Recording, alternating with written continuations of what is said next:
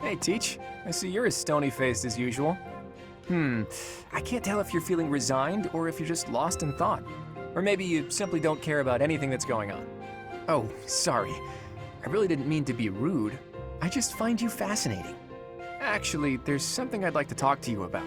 Can you spare some time? That's just the sort of attitude I'd expect from a new teacher. Speaking of, before you came here, you were a mercenary, right? Always getting your hands dirty on the battlefield and whatnot? It's a bit unusual that you suddenly decided to become a teacher one day. In any case, I've been meaning to ask, did your father teach you how to fight? I figured. Your father used to lead the knights, didn't he? And I hear he was a legendary mercenary as well. It must have been hard on your mother when you followed in your father's footsteps and became a mercenary too. I see. I suppose you grew up moving from battlefield to battlefield with your father then. You know, for someone who's right around the same age as me, you certainly have an unusual amount of composure. I guess it's only natural that you'd be different from young nobles who grew up in the lap of luxury.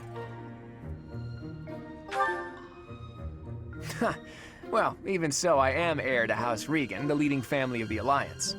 But I didn't exactly grow up in luxury like most people of noble blood. Hey, maybe that's why you and I get along so well. Folks like us should stick together. As house leader, I'll do all I can to help you out. We can start by making time for more little chats like this.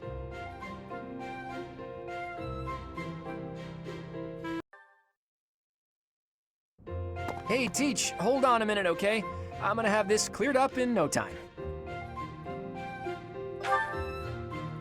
I came across a fascinating book about poisons, and so I wanted to try mixing one up myself. And done. What do you think of that, Teach? A colorless, odorless poison. Say, care to test it out for me? In 2 days' time, you'll have a terrible case of, let's call it stomach trouble. It's a peaceful poison, so you'll live, but you'll certainly be inconvenienced. I hear your silent question, Teach. Why the delay? That's so it can be used even if you don't have access to the target when you need the poison to take effect. Naturally, I have no immediate plans for this stuff. I suppose I just felt like broadening the old horizons a bit. When devising schemes, it's best to have as many options at your disposal as possible. Expanding those options is kind of a hobby for me. Well, I grew up in an environment where it was necessary to think that way. It's like I told you before, I wasn't born into a life of luxury. Ever since I was a child, I've always been seen as different from those around me. An outsider of sorts. I've been resented and hated. There have even been attempts on my life. I don't believe I've earned such treatment, but that's how it goes for people like me. Thanks, Teach. You know, in many ways, I'm just a normal person like everyone else. But in the right environment, anyone could be seen as an outsider. It can become overwhelming. And that's why I kept running, kept fighting. As a kid, I spent a lot of time licking my wounds and coming up with schemes, trying to keep my nose out of trouble while plotting against my enemies. My parents always told me I wouldn't grow stronger if I didn't learn to fight my own battles. And so in the end, I did. And I grew up to be as independent, as self-reliant as my parents always wished for me to be. Lucky me, right? If anyone knows what I'm talking about, it must be you, eh, Teach? I get the feeling you know what it's like to be an outsider. The moment I first laid eyes on you, I knew you weren't like everyone else. People don't care for folks like that. You do well to watch your back. On the bright side, that's also part of the reason that I find you so interesting.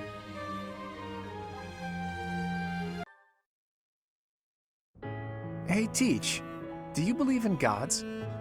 I don't necessarily mean the goddess of the Saros religion, just gods in general. Do you believe that incredible beings who control the fates of all really exist?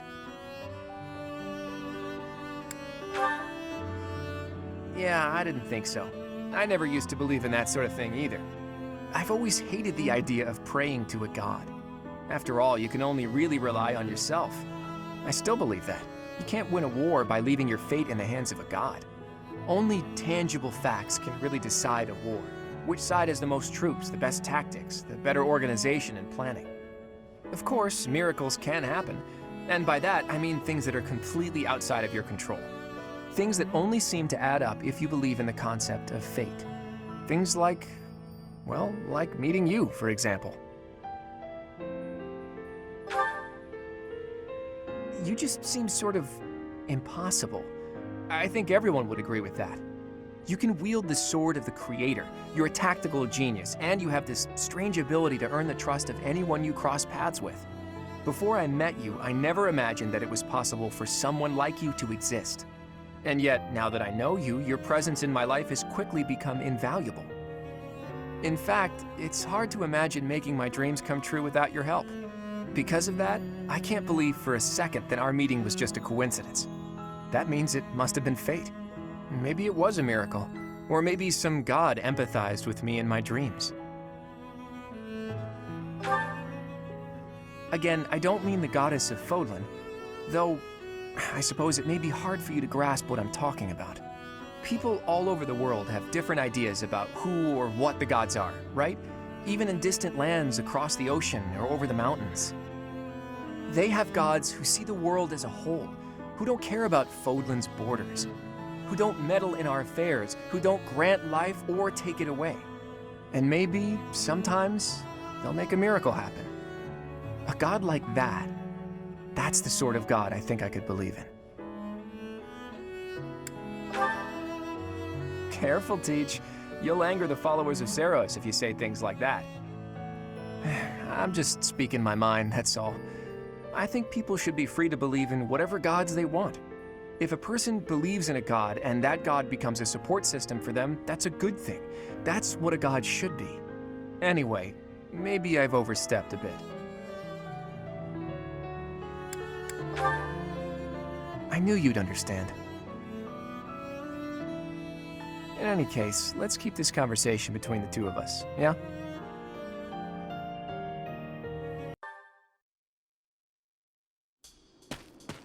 Oh, hey there.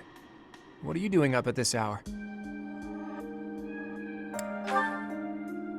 My brain's just busy. Thoughts keep going around and around in there, and meanwhile my eyes are wide open.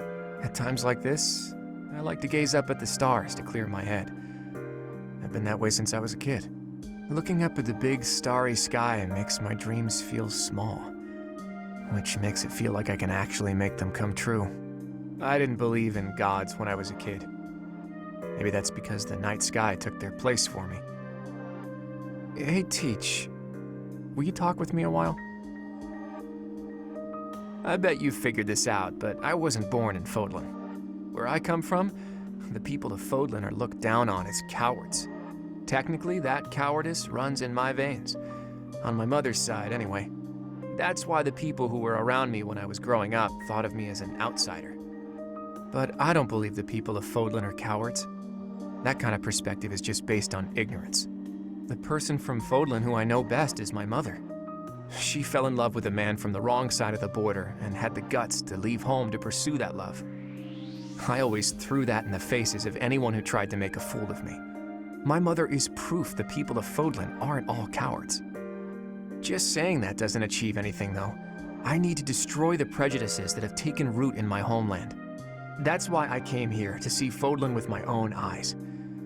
I thought I might be able to find a new perspective that could help me change things. And what did I find? That the people here view anyone who's an outsider as a beast of sorts. I was shocked. Even though our cultures and beliefs are completely different, our two lands have that much in common. That's when I realized the only way to change things is to bring the whole world together and start anew. That's the dream I've been working toward since I first entered the Officers Academy 5 years ago. To unify the Alliance, and then all of Fodlan, and to bring a new set of values to this new land of mine. After that, I'd expand that vision to the rest of the world, break down the walls, and let a new perspective come rushing in. Start all over. Do you think that's just a crazy pipe dream, or a brilliant ambition?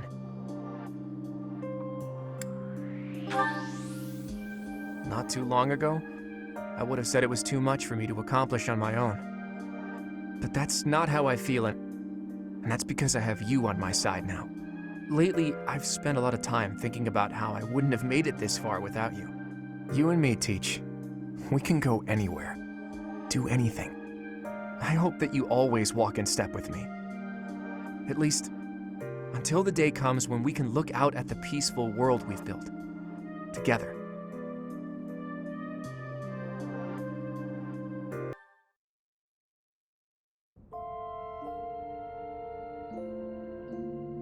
So calling you out here like this.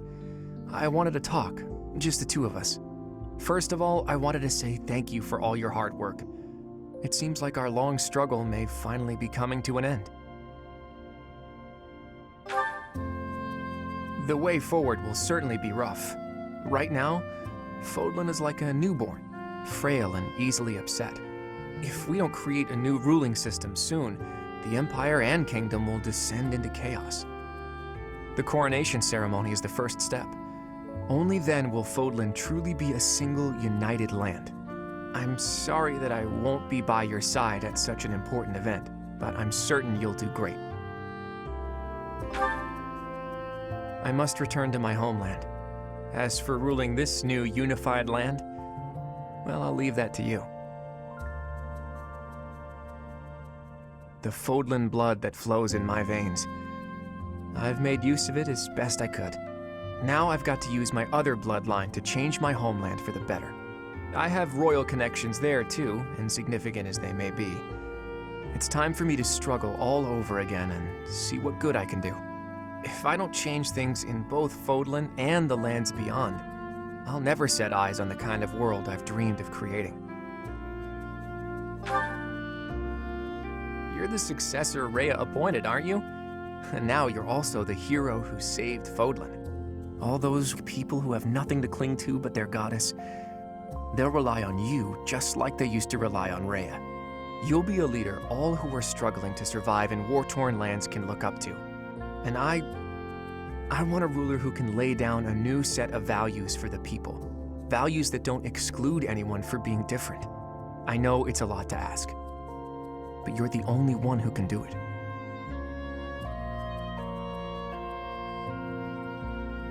I have something else to ask. Please, I hope you'll accept this. When I first saw you wield the Sword of the Creator, I wanted to use your power to my advantage. I wanted to use you to make my dream of a new world come true. But before long, I realized what I really wanted was to see that new world with you by my side. I still feel that way, you know? I always will. That's why I have to leave. But nothing will stop me from coming back. There's no way I'm gonna let you go. You know that, don't you? Thank you for everything. I'll be back before you know it. We'll only be apart for a short while. And now, I'm off to cross Fodlan's throat. I love you. With everything I am. And the next time we see each other, it will be at the dawn of a whole new world. A peaceful, happy world.